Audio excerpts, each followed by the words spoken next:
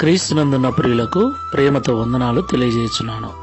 ఈరోజు దేవుడు మనకు చేస్తున్న వాగ్దానం ఏమిటనగా కీర్తనల గ్రంథము 103వ కీర్తన 6వ చరణం.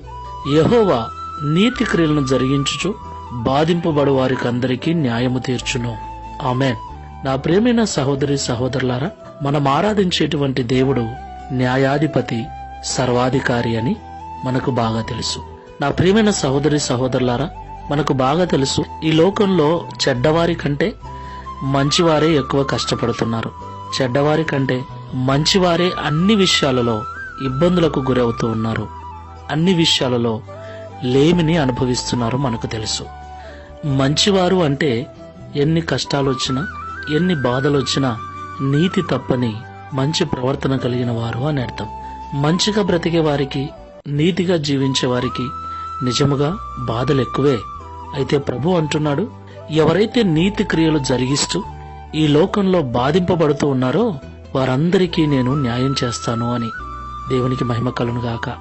ఈ మాటలు వింటున్న ప్రియ సహోదరి సహోదరుడా, నువ్వు నీతిగానే ఉన్నావు, మంచిగానే ఉన్నావు. అయినా నీ మీద నిందలు, అవమానాలు, బాధలు నీకెదురవుతున్నాయి కదా. సూటిపోటి మాటలు ఎదుర్కొంటున్నావు కదా. ప్రభు అంటున్నాడు, నేను నీకు న్యాయం చేస్తాను, నిన్ను బాధించు వారి ఎదుట నిన్ను గొప్ప చేస్తానని వాగ్దానం చేస్తున్నాడు. కాబట్టి శుభప్రదమైన నిరీక్షణతో, ఓపికతో దేవుడు సహాయం చేయునంత వరకు నీతి క్రియలు జరిగిస్తూ ముందుకు వెళ్దాం. ప్రార్థన చేసుకుందాం. న్యాయాధిపతివైన యేసుక్రీస్తు ప్రభువా, పరిశుద్ధమైన మీ నామమునకు స్తోత్రాలు చెల్లిస్తున్నాం. సర్వశక్తుడు, న్యాయము తప్పడు అని పరిశుద్ధ గ్రంథంలో మేము చదువుకుంటూ ఉన్నాం. మీరు మాట ఇస్తే ఆ మాటను ఖచ్చితంగా నెరవేరుస్తారని కూడా మేము నమ్ముచూ ఉన్నాం. అవును తండ్రి, ఈ లోకంలో మేము ఎంత మంచిగా ఉండాలనుకుంటున్నామో, ఎంత నీతిగా బ్రతకాలనుకుంటున్నామో అన్ని బాధలు ఎదురవుతూ ఉన్నాయి, అన్ని నిందలు ఎదురవుతున్నాయి. కొన్నిసార్లు బాధేస్తుంది. అడ్డమైన పనులన్నీ చేస్తూ, నోటికొచ్చిన బూతులు మాట్లాడుతూ, క్రమము లేని అక్రమమైన బ్రతుకుల్లో బ్రతుకుతూ, ఏమాత్రము నీతి లేని జీవితాలు జీవిస్తున్న వారే మంచి హోదాలో ఉండటం చూస్తూ ఉన్నాం. నీతి కలిగి, భక్తి కలిగి, దైవభయం కలిగి బ్రతుకుతున్న వారు చాలా హీనస్థితిలో ఉండటం చూస్తూ ఉన్నాం.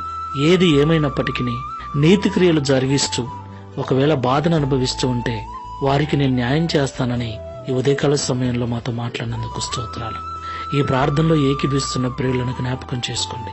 ఇంటిలోను, సంఘములోను, సమాజములోను, ఉద్యోగం చేసే చోట, వ్యాపారం చేసే చోట నీతిగా ఉంటూ, యథార్థంగా ఉంటూ, మంచి ప్రవర్తన కలిగి నడుచుకుంటున్నా కూడా బాధలు, నిందలు, అవమానాలు, అపనిందలు కలిగి ఇబ్బందిని అనుభవిస్తూ ఉంటే వారిని జ్ఞాపకం చేసుకోండి.